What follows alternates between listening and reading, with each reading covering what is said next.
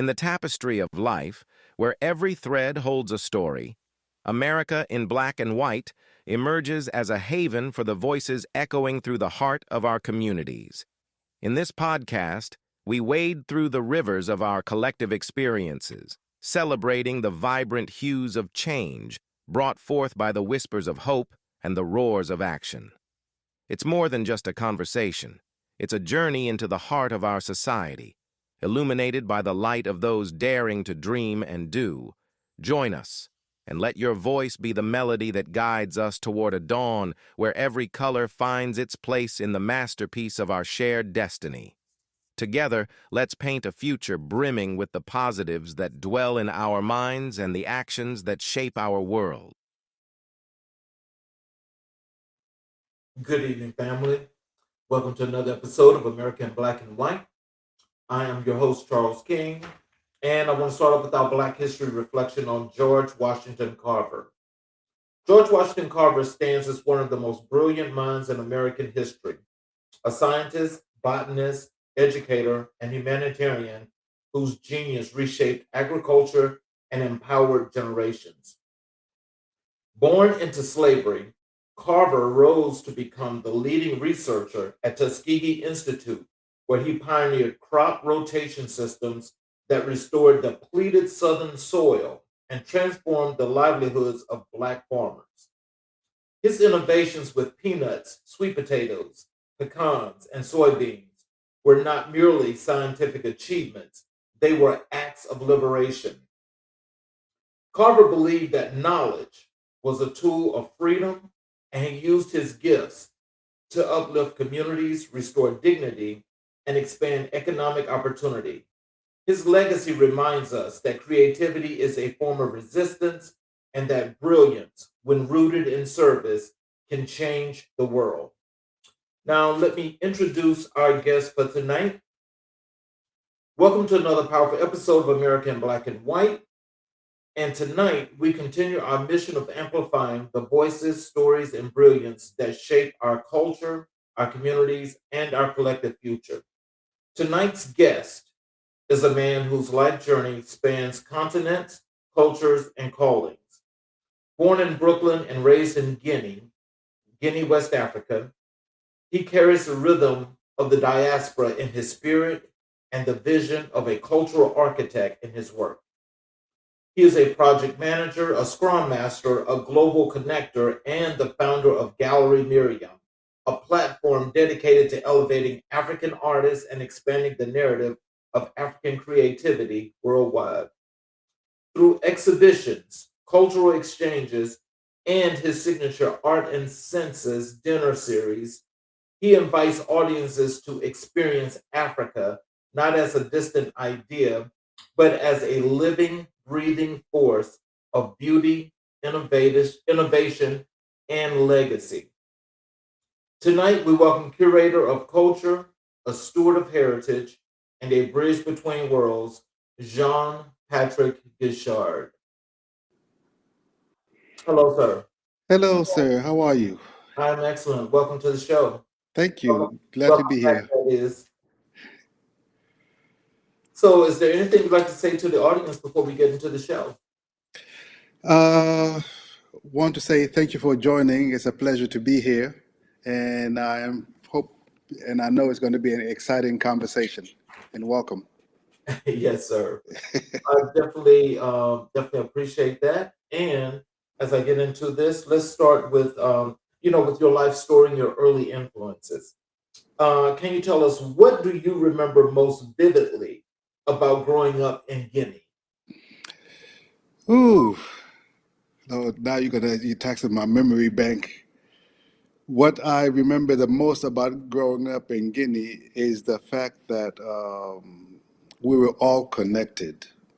Mhm. Uh, there was safety. You can roam anytime at night. You will not be bothered by anyone. Uh, my parents had a group of friends. They were always together uh, with family. I mean, it was a tight knit community, so to speak. Mhm. Uh, what I remember the most also is the fact that it was always, even though it was under dictatorship, but there was always that connection. And yeah, like I said, uh, safety. It was childhood. It was good times. You don't know any better when you're a child. That's true. And my parents were the upbringing was strict, and it was like when their friends are here or they start talking about something, mom would just look at me and say, "This is not your conversation, and you have to get up and go." So Right. Exactly. Get out of basically, grown folk mouth. exactly. Uh, how did living between Brooklyn and West Africa shape your identity? I primarily grew up in Guinea. I used to go to Brooklyn. My brother and I used to go to. My mother used to send us to Brooklyn to keep us connected with her side of the family. Mhm. So I visited my aunt and her kids, my cousins, and basically during that transition, it kind of shaped because sometimes you find that you're in between two worlds because okay, when you come to America, you have to adapt. It's totally different than when you're back home. For example, uh, when I visited my cousins in Brooklyn, my aunt, they would get phone calls at 11 midnight and something. The phone would ring. That would be unheard of in Guinea because everybody knows after 9 p.m. nobody calls anybody unless it's an emergency. So 9 o'clock is the cutoff. 9 o'clock is the cutoff, and it shaped me even today.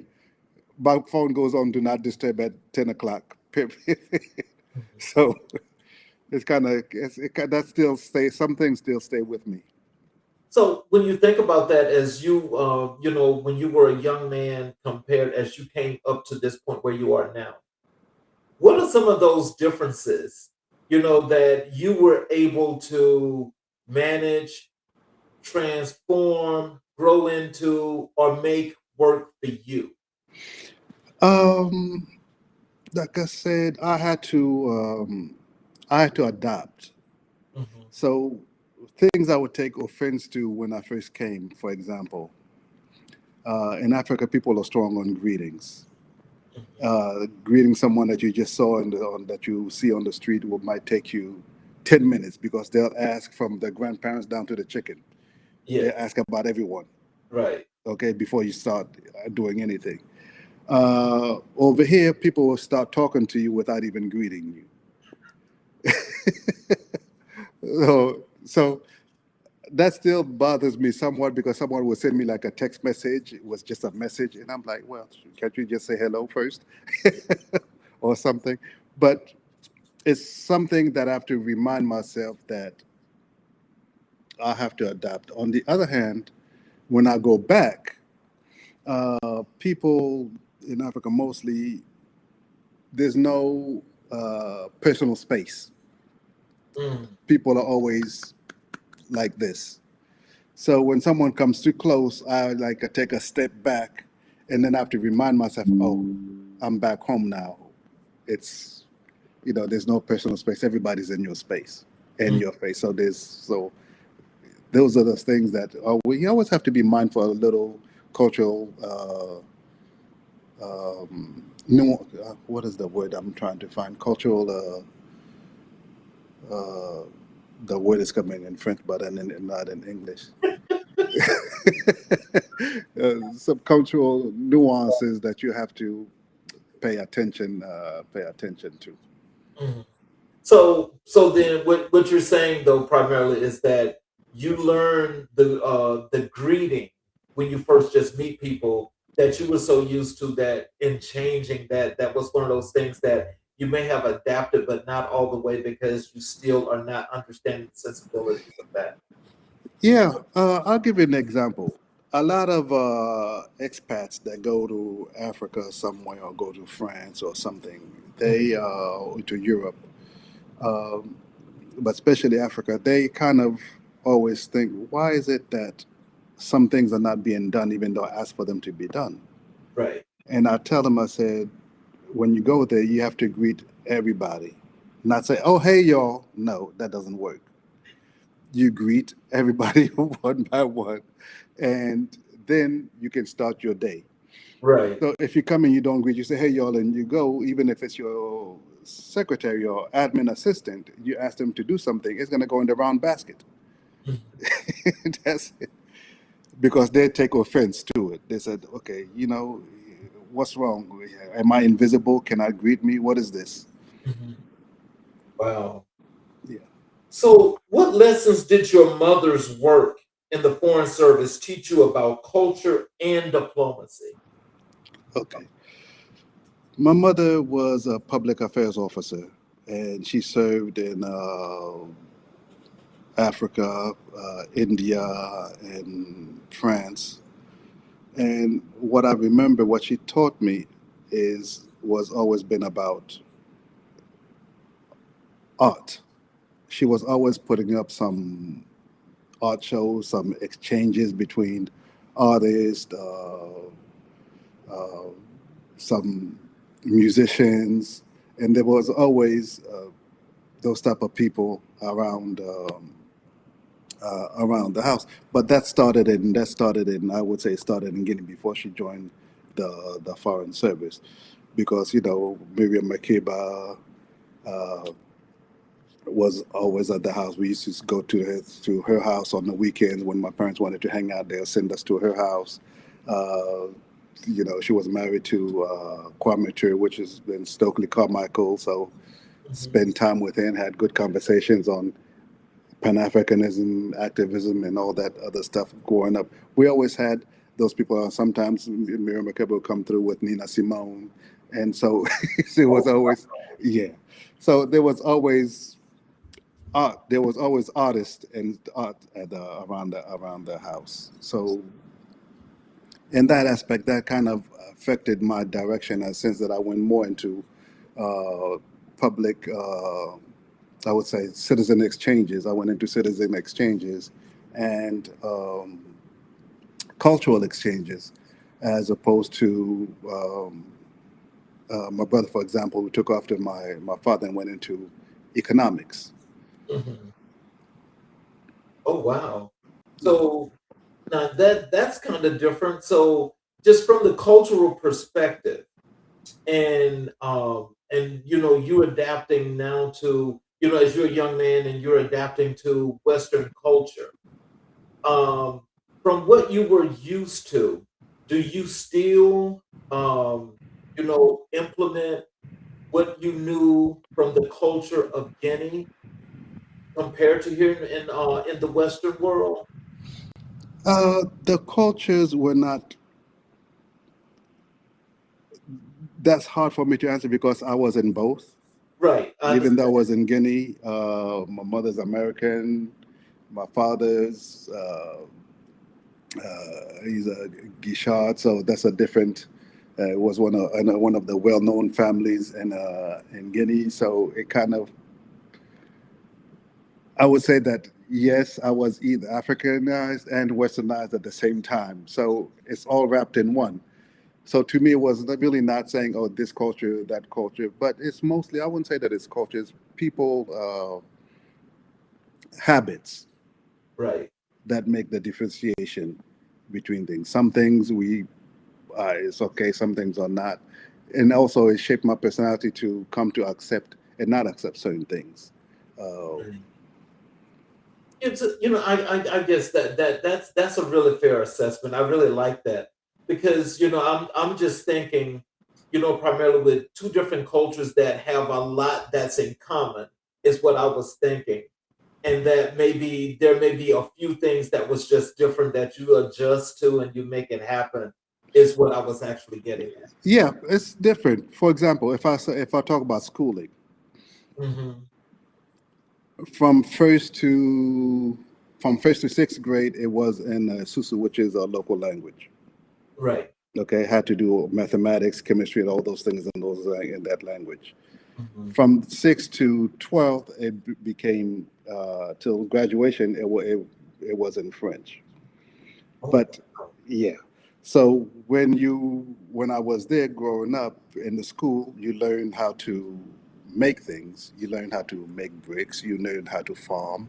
You learned how to do things. It was sort of like what's happening now in Burkina Faso. You got involved in shaping and developing and doing things, developing the country. You're involved. We didn't have, since there was an embargo, we didn't have books.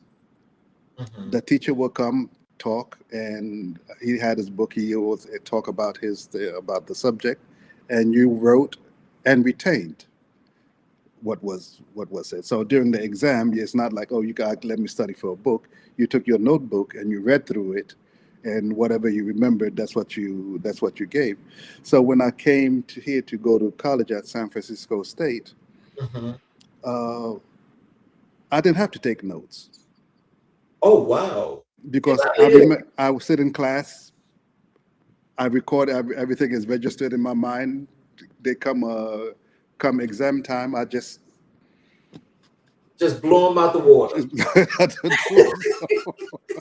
because that's the training that I had. It was good. You went by memory. You didn't have any books to rely on, so that's what you had to do.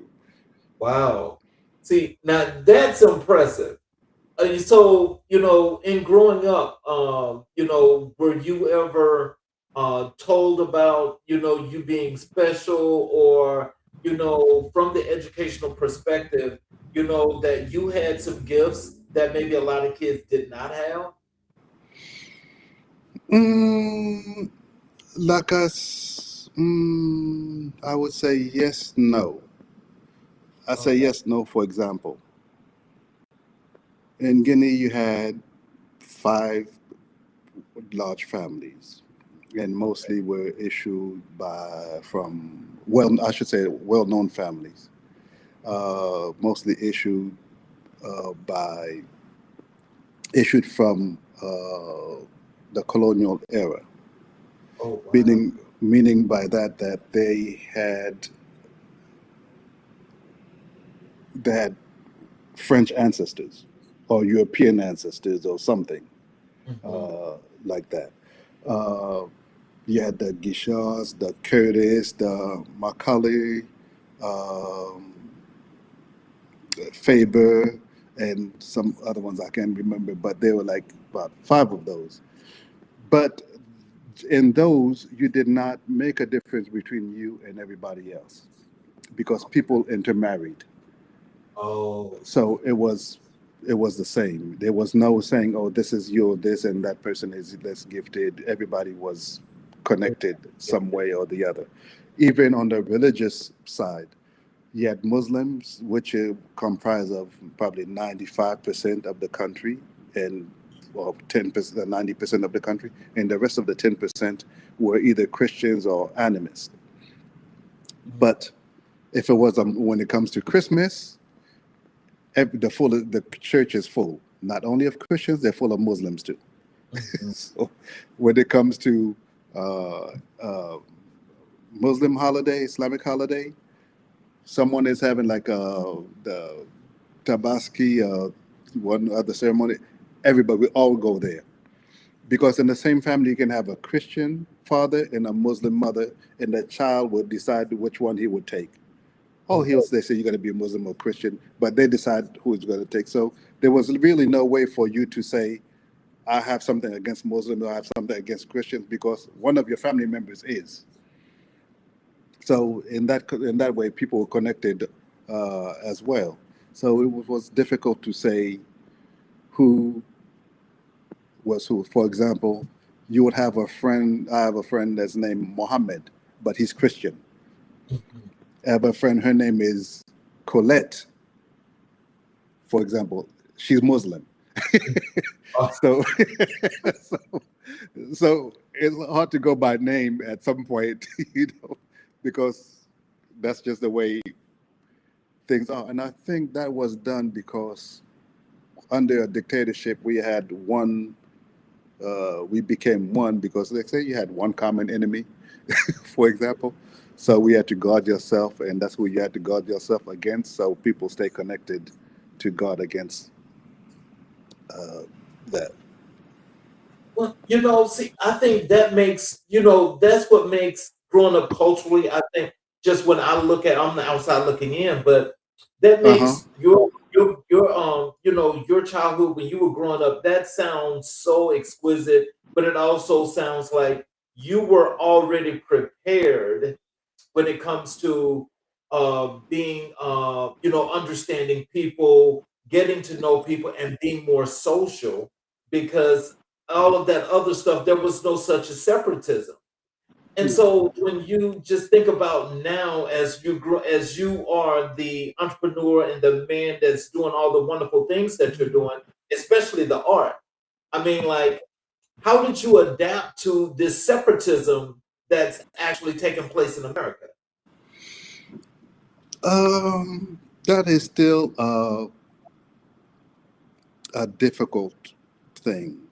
For example, when I came in, I went to college. I went to San Francisco State, and I wanted to live in Oakland. Mhm. And folks were telling me, why you want to live in Oakland, because there are lots of blacks there. Wait, but you're black. And these were from Africans. Oh wow. So, and I was like, well, Oh wow. when I look in the mirror, this is what I see. I'd rather be around my people Right. than otherwise. But come to realize is that same divide and conquer mentality, because Africans said, don't trust Black Americans, African Americans, because they're this way and that way, and as well as they tell, don't to African Americans, don't trust Africans because they're this way or that way. Hmm. For example, I was explaining to someone yesterday. I said, actually, it was a debate on Instagram, and people called me all kind of different names, Hmm. only because I said that, in my humble opinion and experience, when I go to a job interview, a job site, I see that Africans are more accepted than African Americans, and I said I think it's because they do not have that uh, the slavery and Jim Crow baggage. Oh. So Okay. they're less threatening, and plus they're ignorant. They don't know about any of those things Right. until they told. Right. Uh, I did not know much of what slavery was like when I was in Guinea, even though I came to visit family here, until I went to school and I started learning it. And the only time people knew about it, how it was in Africa, is when the series Roots came out. Right. That they had an idea of how it was for things in America. So so Africans come here, they don't have that knowledge, they don't have any of that, they don't have that attitude that you can clearly understand that some African Americans may have, Africans don't have. So they feel less threatening. And I said that's how they took over Stone Mountain. You know, let me just tell you this, because that answer that you just gave to that question is so deeply rooted here in culture here in America, that's so creating a divide that's such a problem. But it's amazing, that in your experience, that this is something that you have experienced and you've seen it, and to just speak that, I just hope that people can understand exactly the point that you're trying to make. Because I can imagine that there were folk, as you say, on IG with this debate that did not get the message that you were sending out. I was called all kind of different names. They even talked about my mama and everything. Oh my God. But I always encourage folks. I always tell folks, familiarize yourself with the subject. Mhm. Don't go off emotionally when someone says something. Try to find out why they say it. Mhm. Why? What's the experience? What in life has they have they experience to make them say such a thing? Mhm. Try to understand. Then you can decide if you want to accept or not, accept or reject. Right. But the important thing is trying to understand what the person is saying to me. So, which African countries had the greatest impact on your worldview? I would say Guinea because that's where I spent most of my time. Mhm. Uh, but I traveled, I went to school in Senegal and also lived in Cote d'Ivoire. Through work, I was able to visit most of sub Saharan Africa except Angola, Namibia, and Mozambique, Togo, Benin. Those three I did not set foot in, but they're still alive. So, what influenced me the most, I would say Guinea, but every time I went to a different country, I learned something new. I don't do the tourist stuff. I want to mingle with the natives to know, eat what they eat, do what they do, sleep where they sleep, and stuff like that. And it's not only Africa. I would say, for example, I went to China on a tour. I left the tour bus and went to the and was asked where I can go. They say, oh, you can go to the Pudongs. The Pudongs is the old city. Right. So I walked to the Pudongs.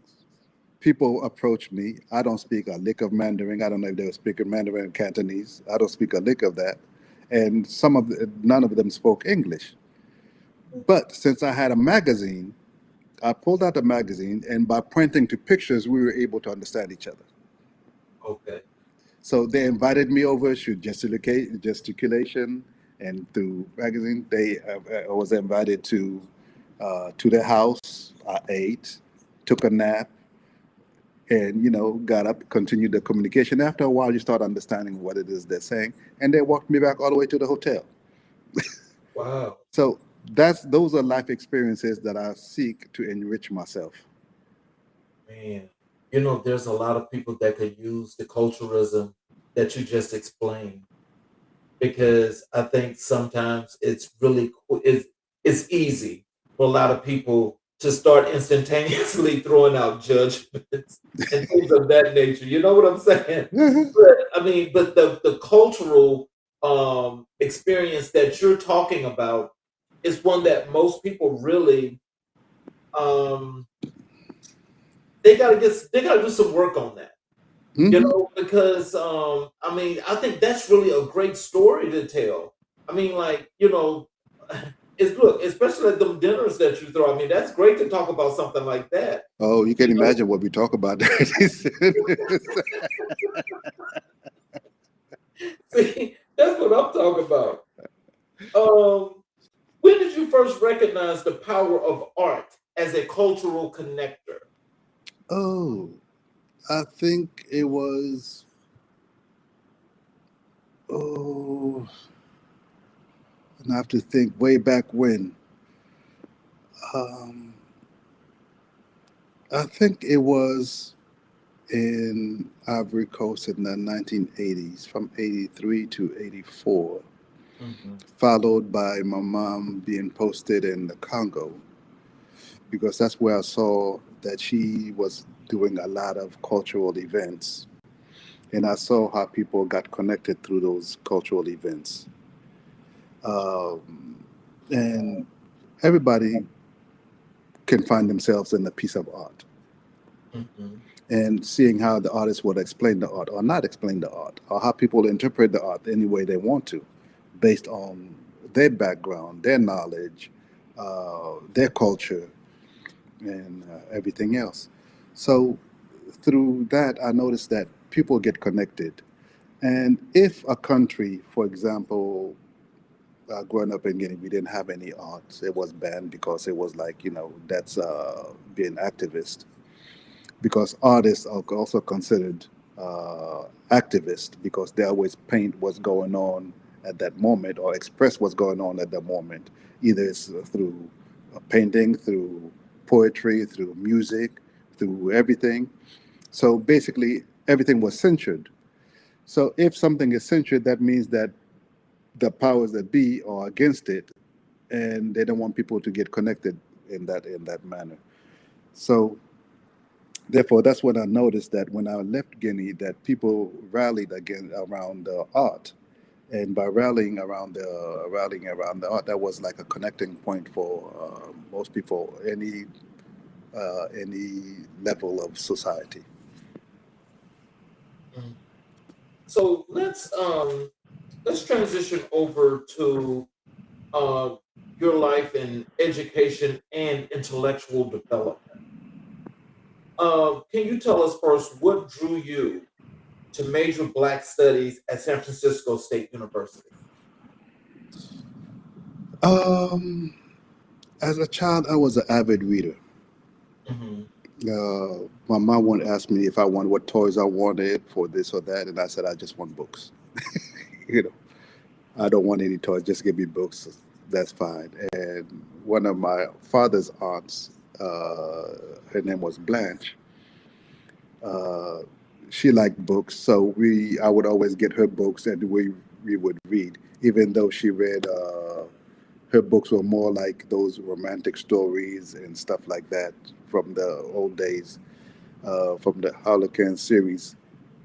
But it was mostly books. So when I got to college, I wanted to study business information computer systems. Hmm. I took a few classes and I was like, you know what? I'm not a scientific person. I more into letters, language, poetry, whatever it is. That's uh, my thing. So I looked and saw that there's Black studies, and it talks about everything Black, whether it's in America, diaspora, Africa. It taught everything about that. So I said, okay, I'll major in that. And plus, I wanted to rush out of college myself, so I kept keep changing majors. So I just wanted to get it done with. I know that's right. So how did your academic training deepen your understanding of the African diaspora? Well, I would say that it was not only the academic it was the academic training in some aspect because through Black Studies, I learned a lot about what went on in America, and what's going on in America, and how why things are the way they are.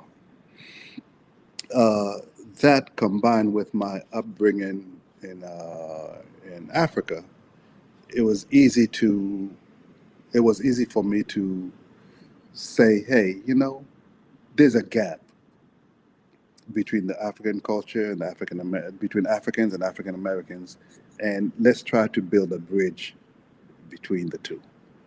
Because if I understand the African Americans and I understand the Africans, it's my job to educate the Africans. Hey, these folks went through a lot, and they're still living and thriving, and it's because of them that you're able to be here doing some things. And I tell the African Americans, I said, you do not know, uh, you do not know certain things. For example, there's some parallels between the cultures. Yes. In Africa, everybody sits up front to greet people coming or walking by or communicate with folks. When I was grew up in Brooklyn, everybody was up front on the stoop, talking to everybody. Right. So those similarities. Nobody was in the backyard. Right. you know. So I kept on pointing those similarities, and one of the similarities I said that most of us uh, came from were taken from a matrilineal society. Hmm. So coming here, and that is enforced. Of course, you also have the Jim Crow and all the laws and all these laws to break up the black families. But the black woman has been the backbone of black society. Yes. And that stems from being matriarchal in most of the places in Africa where folks were taken. So Mhm. there's still some blood memory there that reminds them, okay, this is why this is happening. So when I express that, for example, I'm like, no, you are talking about this is not true, but you have to prove it. There had pharaohs in Egypt. I said, yes, but they also had queens. So, and I said, most of Africa, I did not particularly talk about Egypt. But if you go to the Akan Ashanti society, they're matrilineal. The kid took the mother's name, not the father's name. Okay. Yeah, so there are a lot of societies like that in Africa. And you see here, a lot of kids take their mother's name and not the father's name. Mhm. So there's some vestiges of that. But since people can connect the two, it's not necessarily seen as such. Okay. Wow. Which scholars or thinkers influenced your intellectual journey? Oh, I can't say if there was a scholar or a thinker. It was a whole bunch of them. Yeah, I majored in Black Studies, so there were a whole bunch of people that that influenced. But to pinpoint one single one, Mhm. I can't do that. And I'm trying to remember what other books that I read that really influenced me. I cannot even remember the title. They're all up on in my library. I have to come back to you on that one. Oh no, but that's fine because I think for a lot of us, because especially when we talk about when we do Black History here, we do a 365.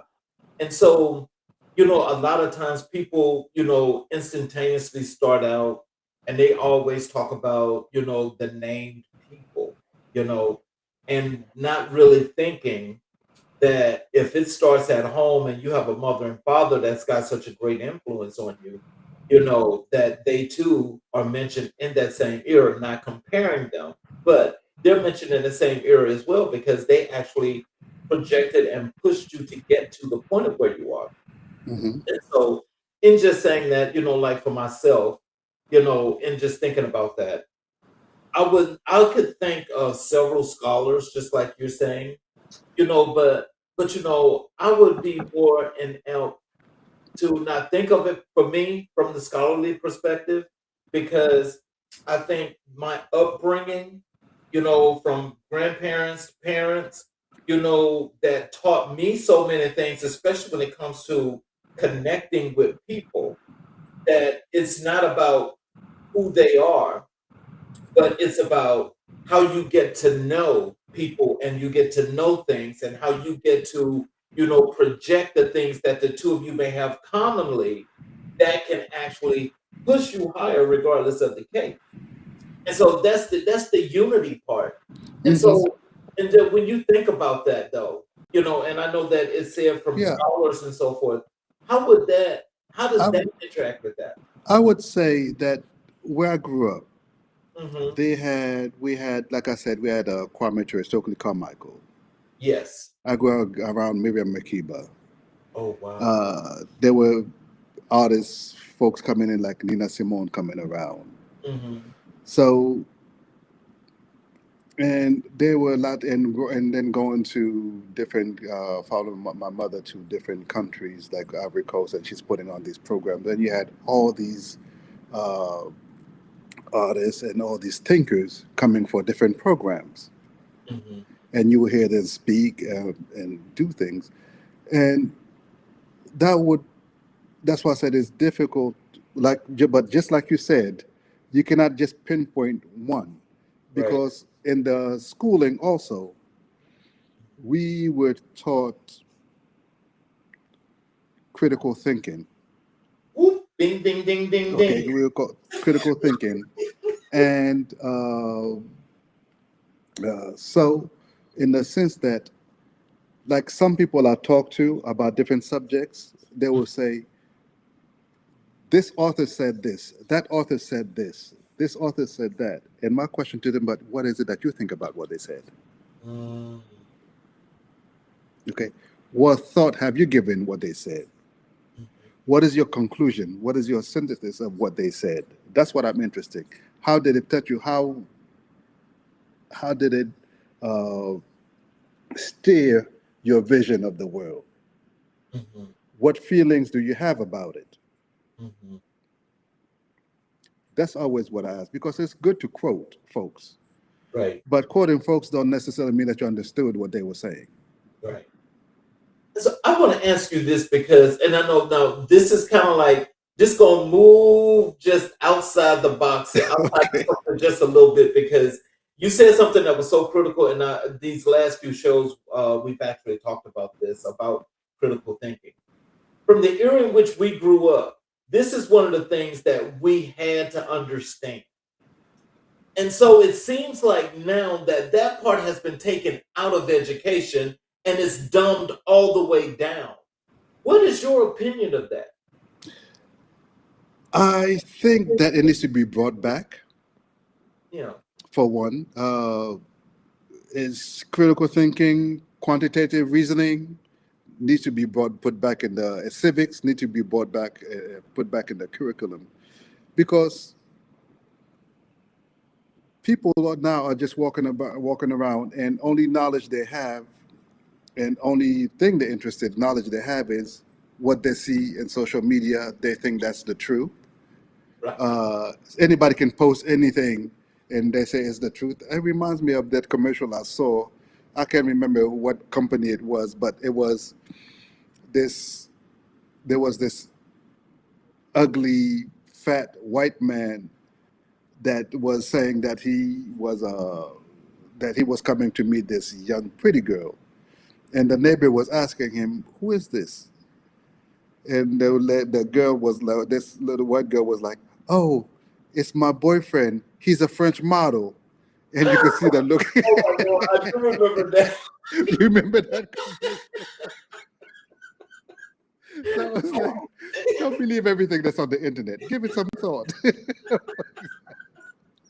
I do remember that commercial. Yes. Oh my God, that is so funny because oh man, you know something because like I don't know if you know some of these streaming channels when the ones that do commercials, they play a lot of those old commercials, but that one they haven't replayed. That is so funny though, as you say that because when she says he's a French model, they were looking like what? Yeah, I know, right? So yeah, they have to put critical thinking back, and I mean, if not, we're going to be a lost cause. If you look at other countries, they're surpassing us in education because they have all that in it. In civics, people are not happy; they protest. They don't only protest; they go against the government when they feel that they are being oppressed or things are not fair. You look at the French farmers. If the French government wants to put out a policy they don't like, they go and dump all their merchandises in the middle of the city, all their farm, all their harvest in the middle of the city as a protest. So people take action. Uh, Over here, it's kind of like I think it's purposely done to dumb down people, to not know their civil rights, to not know how to think for themselves about different topics or different things that these politicians, will spend their time lying about. And you can just listen and say, make it make sense. It doesn't make sense. Those that get so far into that it turns into a cult, they will never understand or never want to hear the real truth. No, that's true. But they could be made though. Hmm. That's true. Yeah. How did your studies prepare you for the work you do today? The studies I did not prepare me any for the work I do today. In most aspects, Mhm. the aspects it prepared me today is on the people level, not necessarily on the what you call it, not on the job level. Right. In the sense that it allows me to connect people, to understand people, and work with people in ways that mainstream doesn't do. Mm. I'll say, for example, I'm lifting this up a little bit for it to breathe. I was setting it down on the table. For example, uh, I work as a project manager in Scrum Master. That's my full time. You have a Scrum guy that says things have to be done this way. And if you get a team that's not familiar with the agile methodology, people come and say, this is how it's supposed to be. So, and they insist, not understanding that insistence breeds resistance. Oh, So I come in, the team is not familiar. I explain to them why it's important and, say, let's do it the way you want to do it at first, and then adjust and adjust along the way till we get to where we want to be. So that's a different approach. And then it's learning people when to speak, when not to speak, when to correct, when not to correct.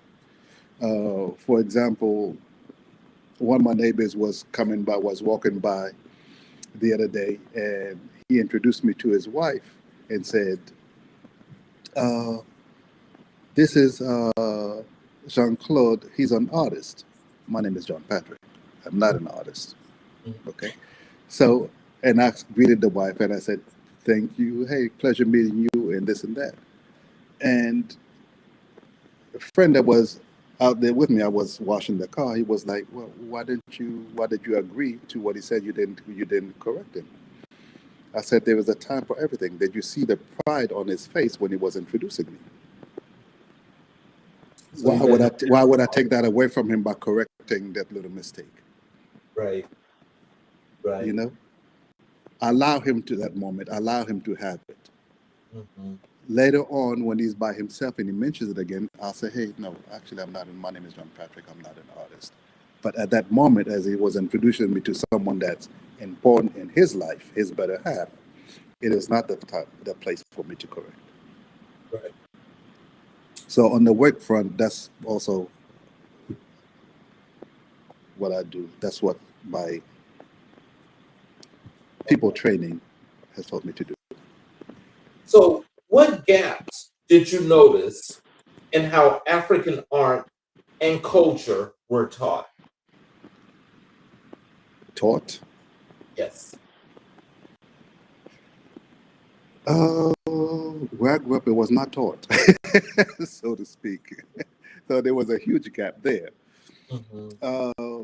But in going out to different exhibits, learning from different people, rubbing elbows with people that have PhDs in African art, and through the dinner series and being with folks, I understand, I see the gap, and I see where the gap is even with those that have PhDs, because it's still taught from the Eurocentric point of view, not the African point of view, because the African would describe it differently than the US would describe it.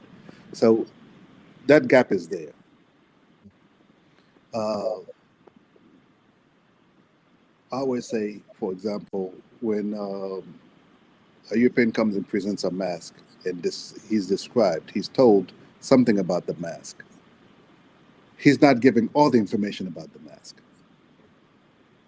because he is not part of that culture, and there's certain things that cannot be told. Right. Okay. Okay? Mm-hmm. So an African explaining it will be able to give you all the background and then some. Then So you will not find in the books. okay. So the purpose of the backstory, where you can't tell it all, is how you have to infer the origin and everything about that piece and how you move forward, so to speak. But I always say that one has to go on the ground in Africa, mingle with people, understand the culture, and then you can understand the art. Okay. So let's talk a little bit about your professional journey here as a project manager. How did you first enter the world of project management? When I graduated from college, I moved to DC from San Francisco. My brother was living there at the time. And I started working with these companies that have for-profit or non-profit that did work in Africa. Development. It was African development projects. So it was either related to expanded vaccination, child survival, uh, community asset mapping, you name it. It was a whole bunch of projects. So I started there. Mhm. From there, I was able to travel to different parts of Africa doing monitoring, evaluating projects. Sometimes I had a budget of 2 million or something. I had to develop projects worth 2 million and go before a board and tell them why I think this project has to be funded. So I'll let the outline, I'll explain what the project is, why they need to, and so forth. So in that, I started managing those type of projects. The way I got into IT is that one time I had this lady from that worked at USAID, and she was like, "JP, we have a project in DC. This person, this company is not following any of the regulations, and if you either you come save it or we pull it." Mm.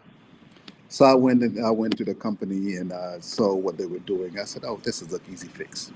So I put everything back on track. The project was linking. This was under Clinton. It was linking 8 African schools in 8 different countries to 8 schools in 8 different states in the United States, Wow. and for them to be able to communicate and share curriculum. This is when only thing you had was Skype, mostly, and some other rudimentary stuff. It's not all the technology that we have today. So I traveled to Africa, made sure that the computer labs in the school were built to standards, and traveled here to the different schools in the U.S. to make sure that you know they had all the communication stuff they needed, and that's how it. So this project was a success. There were some hiccups, but it wound up being a success. And then I stayed on as a project manager, and for that IT company that had government contracts. That's how I got into IT, and that's what brought me all the way to what I am today. So, so what skills from your PM background, that's your project management background, translate into your work as a curator? Oh, that's a tough one. Well, I would say that the way I manage being curating, it's not a complicated one. My life as a project manager makes it easy for me to work on art projects because it's still managing the same way and ensuring that things are done on a timely basis and communicating with the artist and making sure that things are on track, communicating with the gallery owners about space, about dimensions, and everything. So it allows me to organize everything in a sense. Uh, Get project management experience allows me to what you call it allows me to organize Mhm. all the processes before exhibit opening happens and all that communication, all that's tracking and stuff. Yes, so I would say in the sense, yes, it does help that way. So, what is the most challenging project you've ever managed? Art or project management? The art of project management? No, which one is it? Doing art or doing IT? No, this is a part of your project management. Ooh,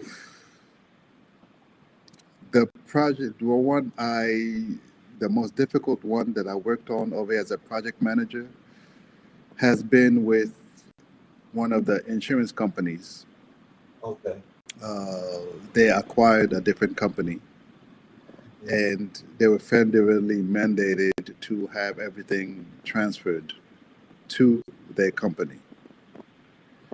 But they signed the scope of work 3 months late, but wanted the same deadline. Oh no. Yes. So it was working from 6 a.m. to sometimes 1 a.m., sleeping a little, getting back up, and continuing. I mean, the whole team did that for 4 or 5 months Wow. to did that. At a certain point, I was like, I can't do it anymore. I quit. Ooh, look, y'all were burning some oil. Shoot, the oil was funny. We were burning the pot at that point. Wow. Ooh, now you talking about getting all the work. Yeah, Uh, that was you the most know, difficult one. so how do you approach problem solving in high pressure environments?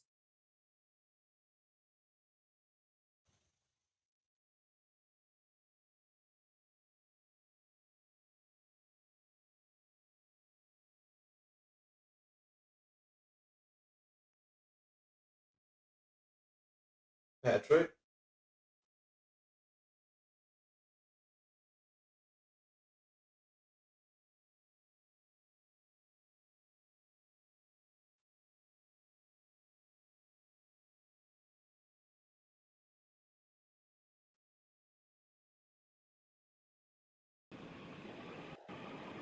Patrick? Yes, I'm here. Can you hear me? Yes. Yeah, there was a connection issue. Okay. Hmm. So my question was, how do you approach problem solving in high pressure environments? Um, I came to understand that it's just a job, Mhm. and I don't allow to be pressured. So I do everything in my power to have everything outlined, scheduled as project manager, everything outlined, scheduled for the next 3 months, and start following it in order not to feel the pressure. So before something goes awry, I'm already aware, okay, this is going to be a problem. But in everything that I do, I always include a little leeway so it does not become much of a problem. And how are you able to Uh, do that?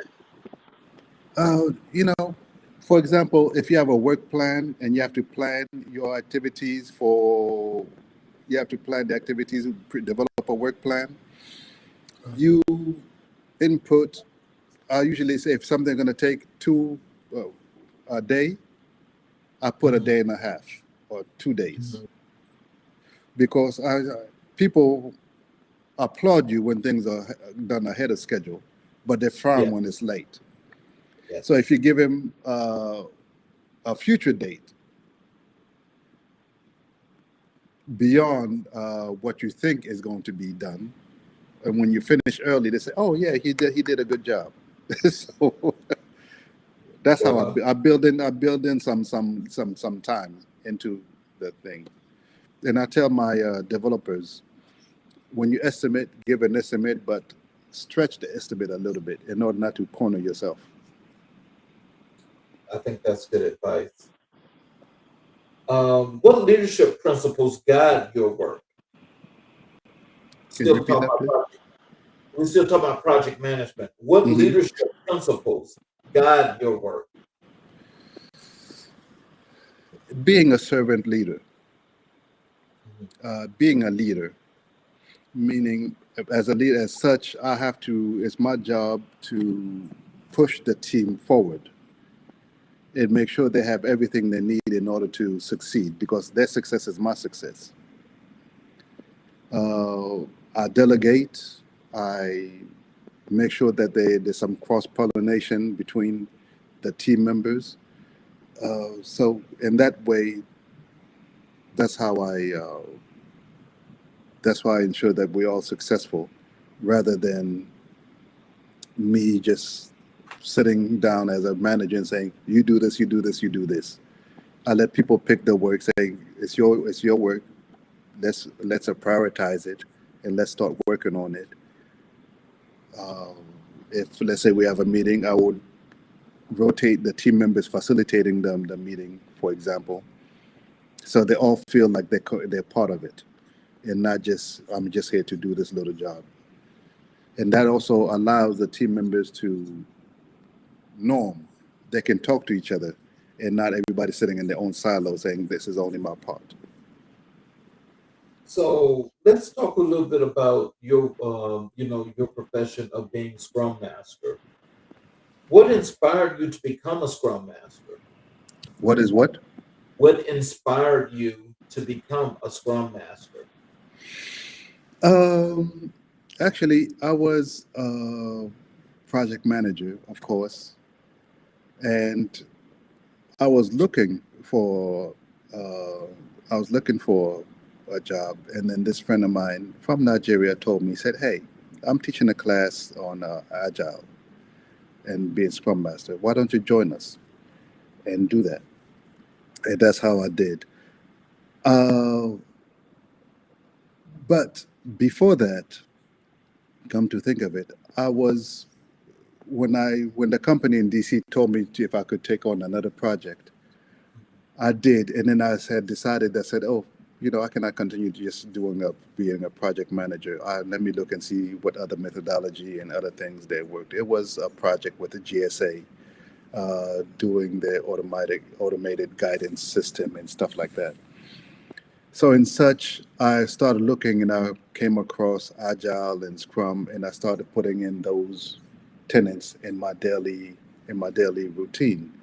For example, every week or every 2 weeks, I'll meet with a contracting officer to show her where we are and what we're doing, and the team and I would meet on every 3 times a week to go over where we are before we present it to the the contracting officer. And so communication got ramped up. The way people did things got ramped up, and by getting contracting officer input, uh, we were able to finish the project ahead of schedule. And because of that, I started talking with other managers, and they were like, "This is what we're doing." This was against policies, of course, but I met with managers and talked about what we're doing and what was happening in the company and how things are evolving and stuff like that. So I gave them wind about that, about the agile methodology. So I continued working on that with my next projects and all these other things. But I was not trained as a Scrum Master. What? No, I wasn't. I did everything that I learned online. So when my friend from Daesh told me, he said, "Oh, I'm teaching a class. You should join." And he was like, for you, yeah, I'll do it for you for free because you helped me a lot. I went and took the class with him, and I found it quite easy to understand because I had already started doing it. But there's some things that I did not know that I learned. And when I took the exam, it was like I just aced it because I didn't even think that I was going to pass it because I said, I'm not sure if I'm answering these questions right. But the guy that gave me the exam was like, "You did well. You did 100% on this exam." So yeah, so I surprised myself. But I was not. I was doing it. I was being a Scrum Master, but I was not trained as a Scrum Master. It's just Scrum Master. It was just what I learned through YouTube and some my day-to-day practice. And this Mm. was like a decade, at least a decade ago or something. So, how does agile methodology influence your creative projects? Uh, the agile methodology usually allows you to change on a dime with way things go with if you're doing technology with the way market is going. In everyday life, it teaches you to adapt to change.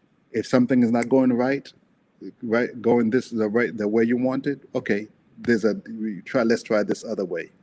So it allows me to change on a dime. For example, uh, basically it does a critical thing. Okay, this way is not working. Let's try this way. This is blocked. What else can I continue to work on, and stuff like that. So that's what it helped me in a way of curating, working in the arts. It it does not allow me to have a showstopper.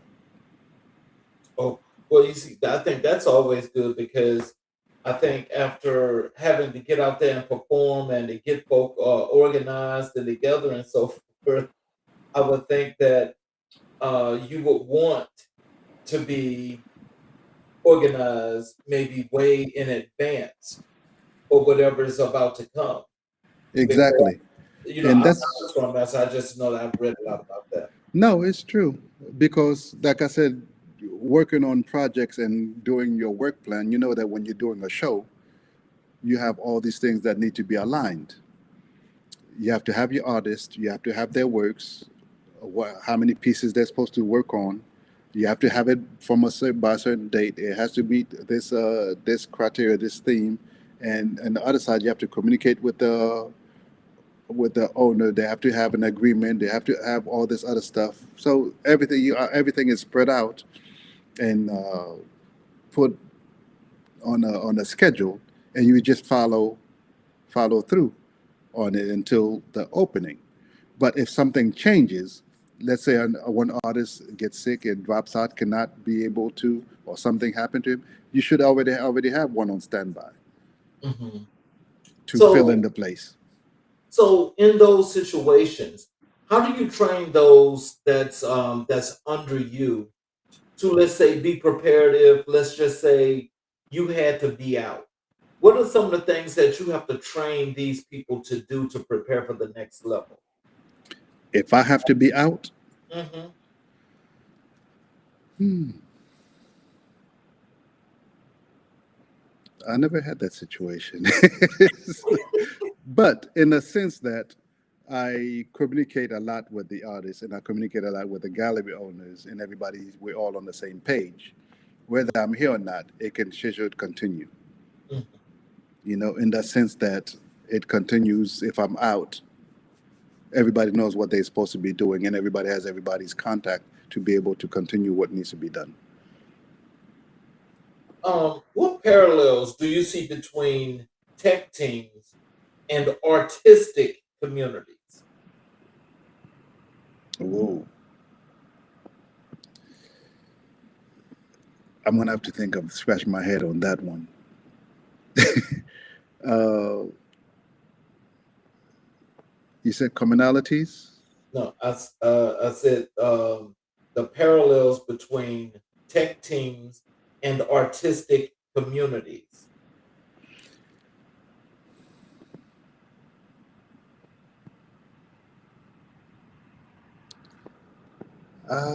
It's hard for me to see a parallel between the two. Maybe someone could, but what first comes to mind is that the artists, for example, the artistic community is free minded, free flowing and everything. But when it comes to tech teams, it has to be structured because you're writing code and you have to make sure that your code could be merged into other codes and other things. Um, I can't see any parallel between the two, except that no, I can't. If I do try to say it's going to be a stretch. So, Because like so I'll just tell you the whole premise of this question is what I was thinking of uh-huh. is like, the creative process itself, the artistry in general. And so I'm just figuring that when you think about tech teams and you think about artistic communities, you know, that they're working concurrently, most likely in a situation to where it's mutually exclusive, but there's something different. So that's what I was thinking about the parallel. Okay, in that sense, I can see that there's a parallel in the sense that the tech team, I would say mostly the designers. Okay. For example, they have to come up with new designs, new things, how to make life simpler, how to make the uh, UI beautiful, the user interface beautiful, for and easy for people to use. In the sense, they are creating some form of art in that sense because uh, you go on some websites or you go on some apps and you say, okay, this is not pretty, it's not user friendly, I'm not understanding it. And if there are different things on it, your eye will say, mm-mm, this is bothering me. So it's the same thing. It's the same thing with art. Right. The eyes love beauty, and the eyes love symmetry. Yes. So if something is not symmetrical on an app or website, or is going to throw you off, and you're not going to have a good experience with it. And it's the same thing with art. So, how do you foster collaboration among diverse stakeholders? Art or project management. Art. Art. Hmm. Um, in Atlanta, it's been most of my time in Atlanta has been trying to foster collaboration between art folks. Hmm. In Atlanta, people here are siloed. That, that's mildly speaking. Yeah, people are siloed and very cliquish. Mm. If they don't know you, they're not going to come. Nope. As opposed to when I was up in DC, I have see someone has an event, people just show up. Yeah. I heard about it, I'm coming up to see what's going on. Oh, I don't know this person, I'm not going.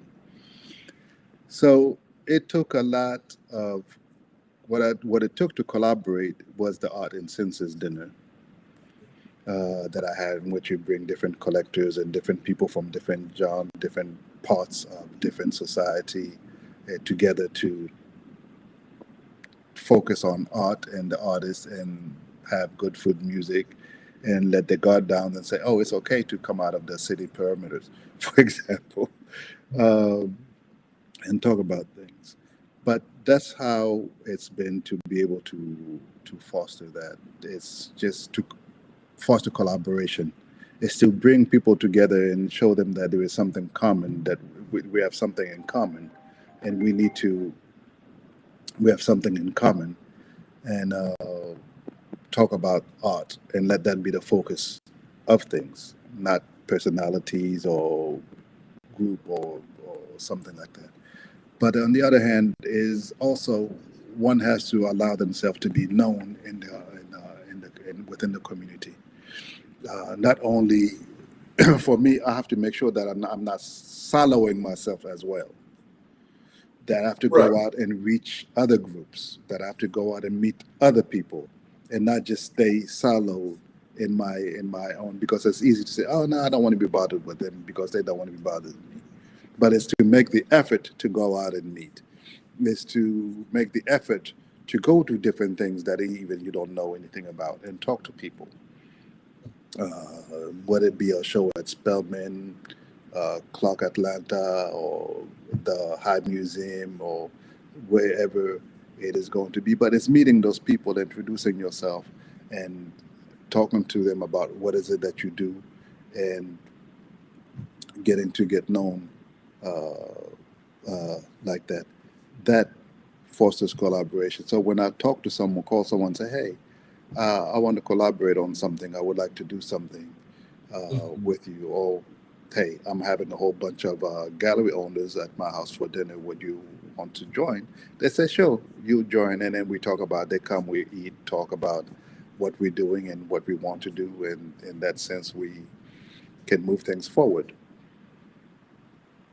See, now, let me just ask you this because, as we, with that last question about fostering collaborations like that, um, you know, there are like several, and I know there are several artists that are out here that, that want to get some looking. They want people to look at them and so forth.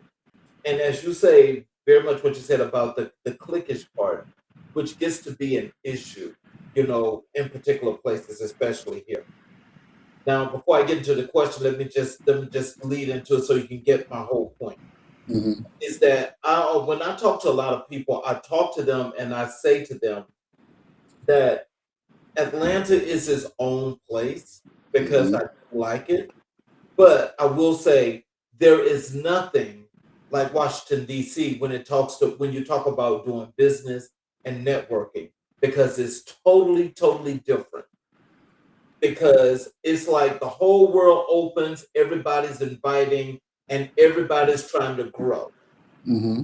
So when you think about that concept and you think about the silos as you just mentioned, how difficult has that been for you to operate and navigate, or do you just mention what that could be when it comes to other people, when it comes to getting out to people?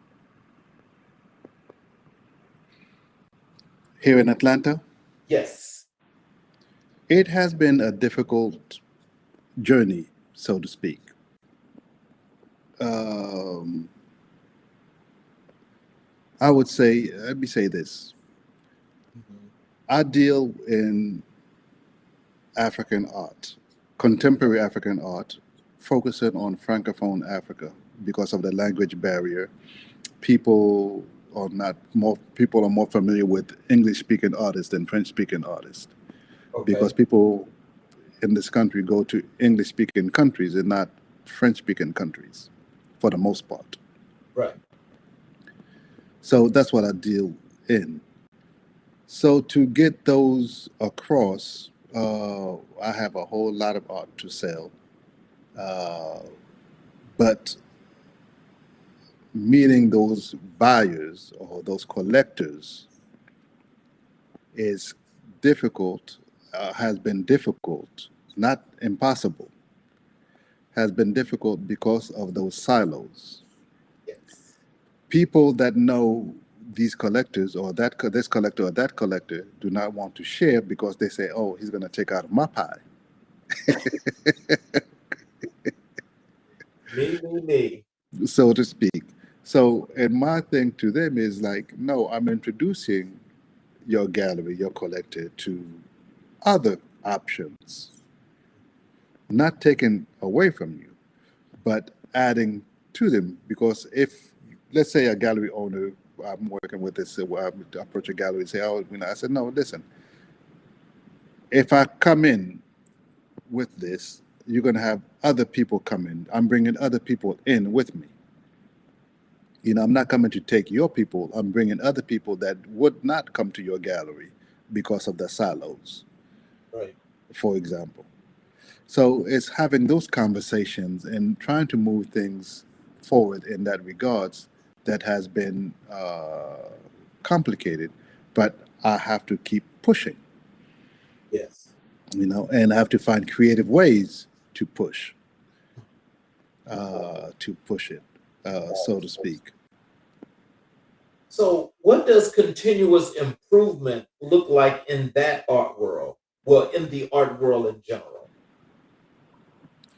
In my opinion, which is just my humble opinion, uh, artists need to evolve, they need to improve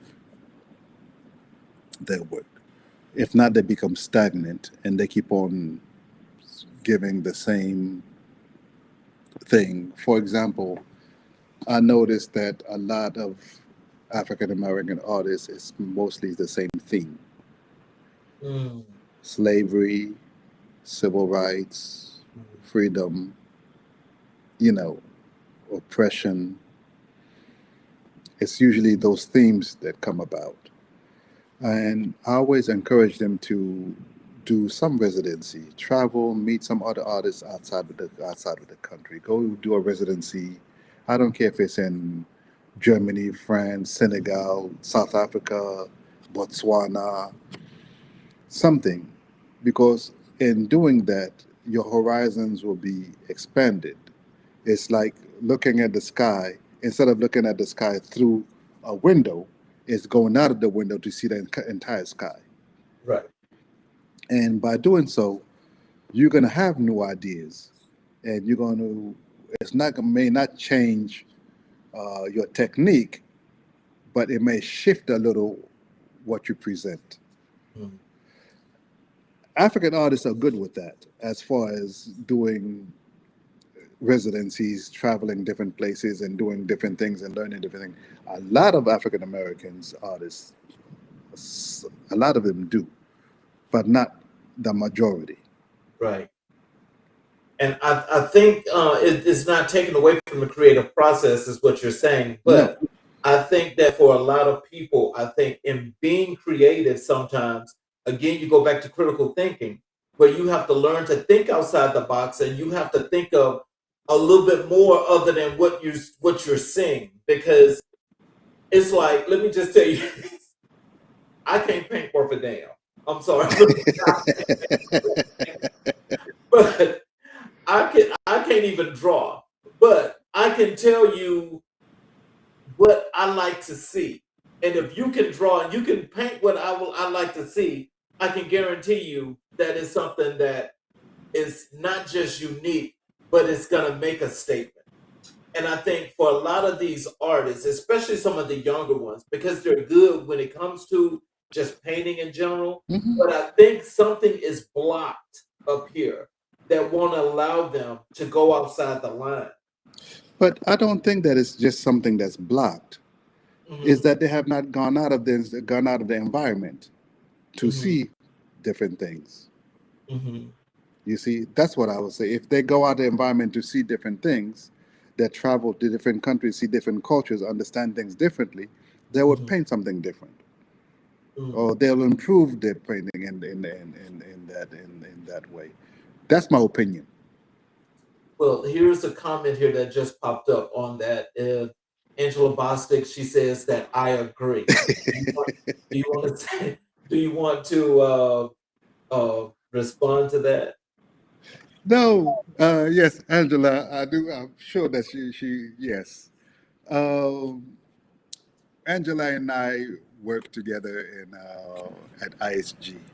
Okay. Yeah, so we have a history of working together, and you will not find such a wonderful person as Angela. Mhm. And with her, we always talking about how to do things differently, Mhm. how not to be stopped by someone's point of view or their environment, how to surmount it, and how to take things that come and change it and move forward with it. So let's chat a little bit here about Gallery Miriam and cultural curation, so people can know a whole lot more, get some idea as to how much more into the creative process that you get so deep into this. Mhm. Tell us what inspired you to create Gallery Miriam. What inspired me to create Gallery Miriam is the artists, the African artists themselves. Hmm.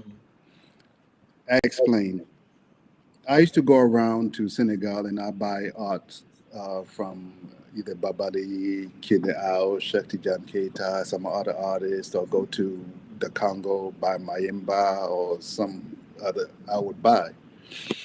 But one day I was going through Senegal and I purchased a couple of pieces and then I went to Ivory Coast and when I came back the artist told me his name is Shakti Jan Keita, fabulous artist from Senegal.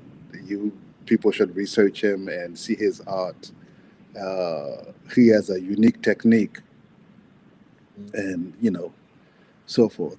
Uh, he's told me, he said, you know what? You always coming to buy here. You're always buying art.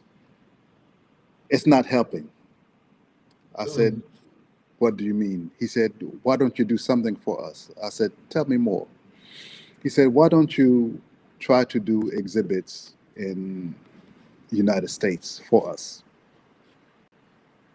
I said, okay, I never thought about that. So I came back, and there was this gallery that I used to take my work to be framed, Gallery Serengeti. The owner name is Wyson West. And I spoke to Wyson. I was like, hey, Wyson, I have these three Senegalese artists, Babali, Kine Ao, and Shaktijan Keita. They want to do an exhibit.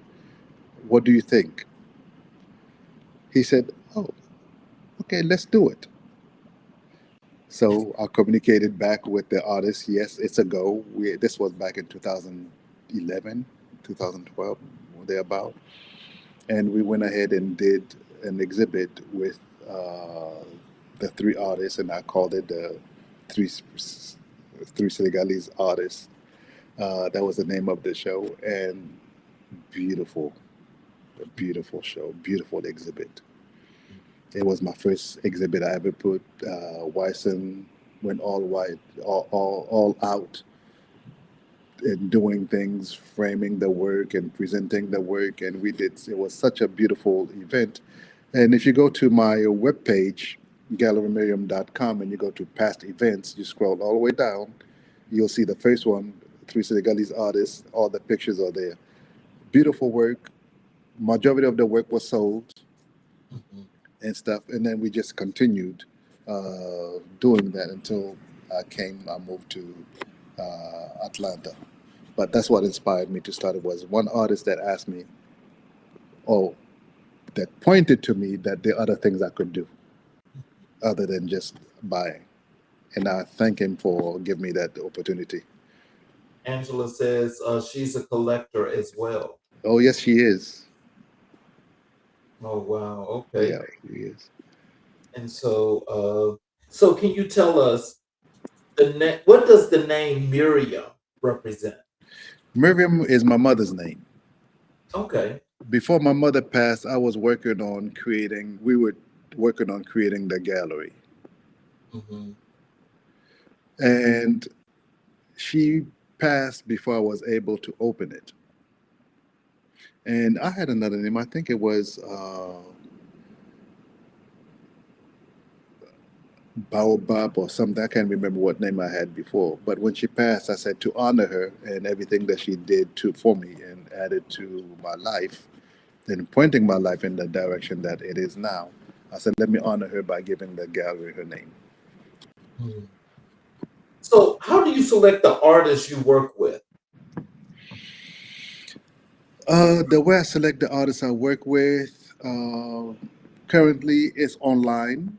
We talk online. I always insist to visit the artist, visit them in their hometown, see the art, break bread, get to know each other, see if there is a connection there other than just art and business. If there is a connection there, uh, we work. Because also, looking at art online through pictures is different than seeing the work in person. Yes, I Okay. agree with that. So when you see the art in person, you say, okay, yes, let me think about what we can do with this. We can do with this. So that's how I go about selecting the artists. But it's online, or when I travel and I see the work and I talk to them, I said, okay, we're going to try to organize something. Let's do work on something. So what stories do you hope your exhibitions tell?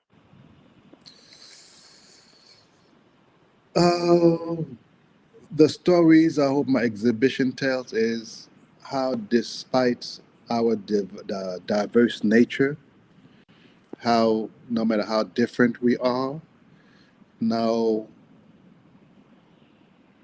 no matter what our background is, we Hmm. have one cultural unity. Hmm. And if we look at and try to understand, we can see it through the art. We can see that we're all the same. Hmm. That's what I wanted to say. Because at the end of the day, this is, let's say, it's a borrowed home. Earth is. We're Hmm. just passing through. Right. But the art remains, and the art will tell the story of those that were here before. So here's another comment here. I put it on the screen. Um, I enjoyed the interview, JP. Good job. Thank you, Auntie. Oh, that's your aunt. Yes. Okay. Um, How do you balance tradition and innovation in your curation? Um, Tradition and innovation. Hmm. I'm a firm believer that tradition changes. People need to adapt Hmm. or they go extinct, just like any animal that just did refuse to adapt to a new environment, they go extinct. Hmm. So tradition also need to adapt to the new.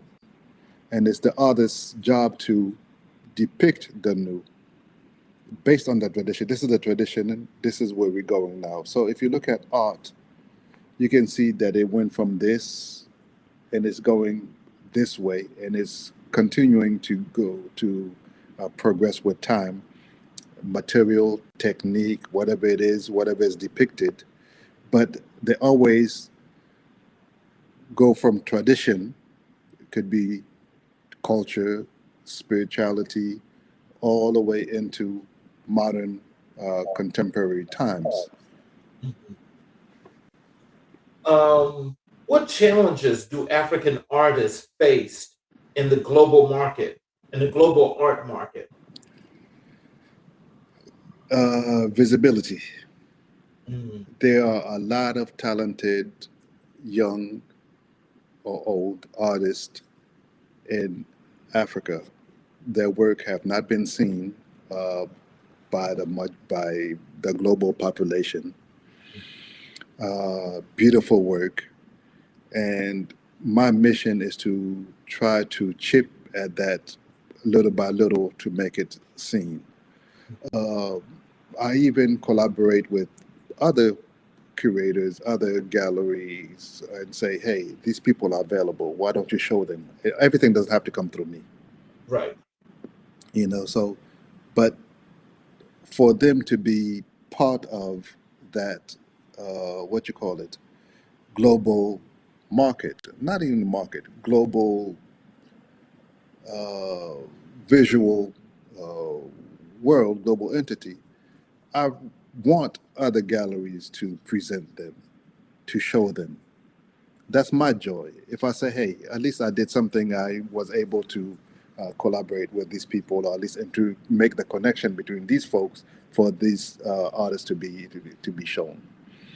So visual is a problem, but also there is also that problem that you also those that collect that can afford certain things or that want to afford certain things have a tendency of zooming in on a particular artist and try to prop that artist up and sell their work for thousands and millions while disregarding others that are equally what you call it good artists. Right. So in this case, though, with you saying with them not having enough exposure, have you been able to help them to transition in getting the exposure by putting on the galleries? And if so, what's been the changes since you've been putting them on in galleries? um, from my own gallery, Hmm. working with through my own gallery, collaborating with other folks, Hmm. there has been some changes, but it's been slow since I moved to Atlanta, so to speak, because of the way things are here. Hmm. But I do communicate with other collectors and galleries saying, hey, these people are available. Why don't you look at this art and exchange uh, it that way? So they get exposure in some other ways, not just through me, so to speak. So, and that's what I'm also trying to expand to have them seen by other places by making those connections. And I don't even have to get involved. As long as they're connected and they're doing something, I'm okay with it. Okay. You got another comment here in the chat. Say, I learned a lot on this interview. Great job. You know who Thank that you. is? What you It's say? that's if you know who that was. I don't want to say the name wrong. It looks like it's Oh, Salio. Salusi say yes. Okay. Um, So, how do you help artists navigate those challenges that they have? I tell artists, and the way that I help them is either through the connections, but also ask them to, if they have any doubts or any questions about an agreement before they sign it, to run it through me, and I'll go ahead and look at it and make sure that it's kosher. Also, tell them do not send your work to anyone without an agreement, so to speak.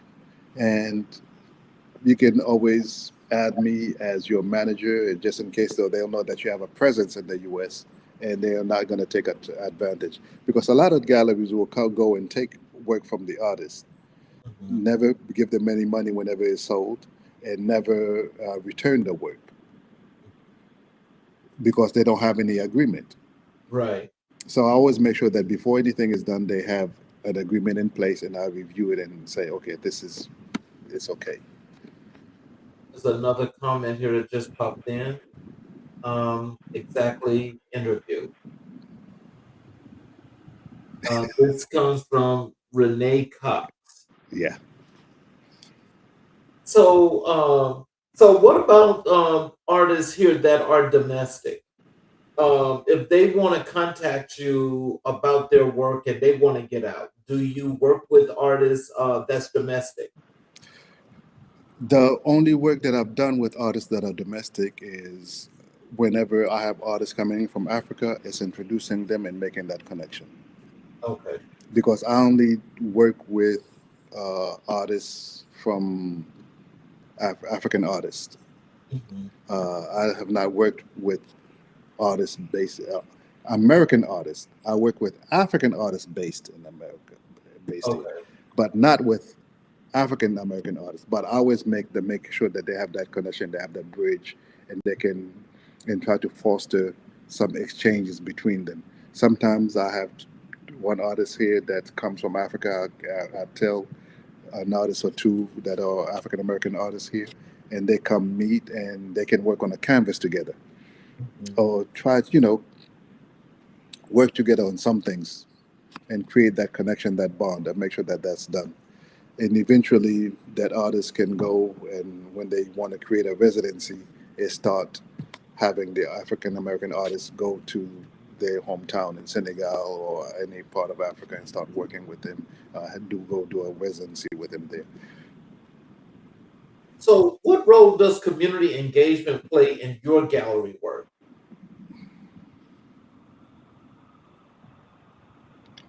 Community engagement Mhm. in my gallery work. I have not done much on community engagement except that doing exhibits, talking about African art, uh, encouraging artists to contact to go and work with, do things in high schools. For example, having a school, an artist meet a school, let's say the International, Atlanta International School, go over there, talk to kids, work with kids, teach them art or something like that, either that or the YMCA or something. That kind of engagements are fostered. Okay. Well, Renee just wrote in the chat. She corrected that and she meant excellent interview. This is from Brandon Flanders, an awesome interview. Thank you. And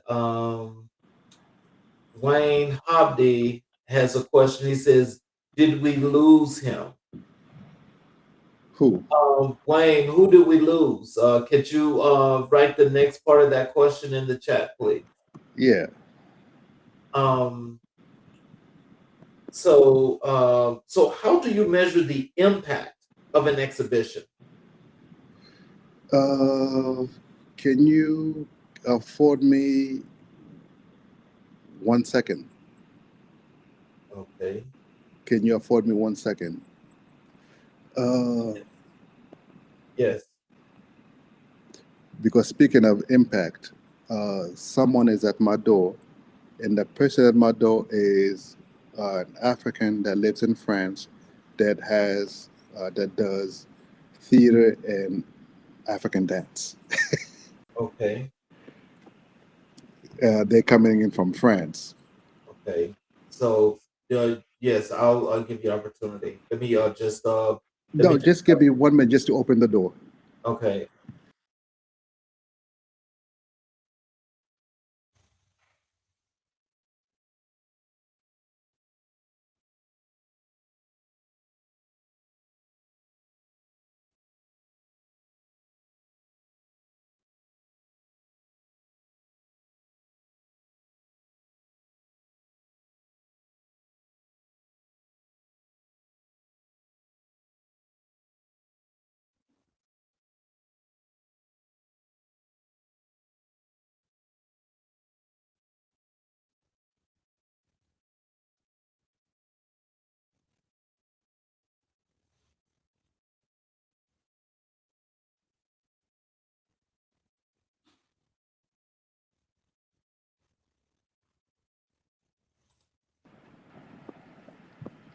Alrighty. Okay, what was your question? Um, well, I think you've answered that question. The last one I asked was, how do you measure the impact of an exhibition? The way I measure impact of the exhibition is if the exhibition was well attended and people were happy, they asked questions and all those things about the thing. My goal has always been to introduce the artist to the United States, not to make money or anything like that. Actually, my IT job supplements what I do in the arts, so to speak. But Right. my goal is to introduce the artists in the United States. As long as they come and they're happy, they enjoy the exhibits, and people have gotten to know them, ask them questions, uh, they feel happy about it. Uh, that's what's important to me. To me, it's a win because it's not about. At the end of the day, it's not about me. It's about the artist. And I have another comment here in the chat. Um, Knowledgeable and insightful. Thank you, That's from Lynn. Lynn.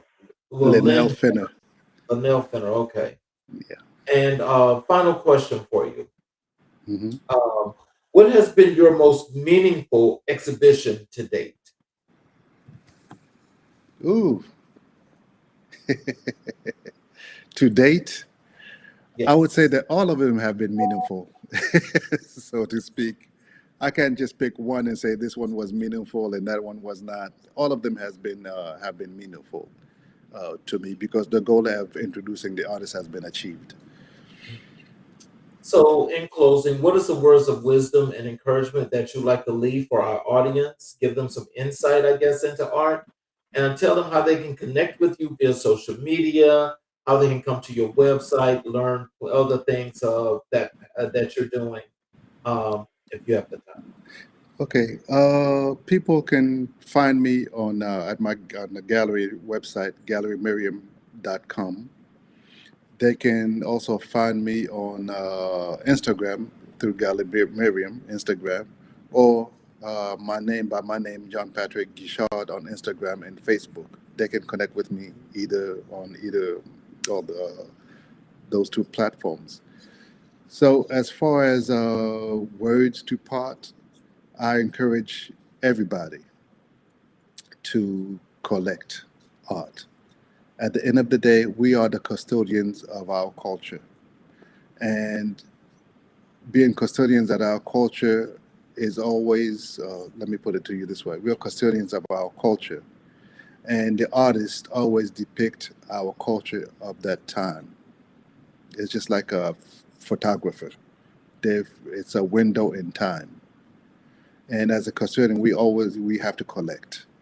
Uh, there's beauty in collecting. When you come in, you see a piece in your house, you say yes, it tells a story, and you can.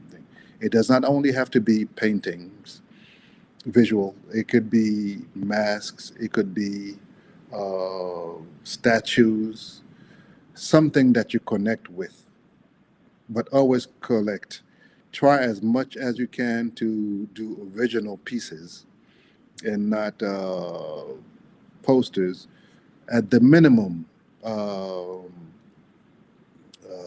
at the minimum, do what is the word that they limited editions.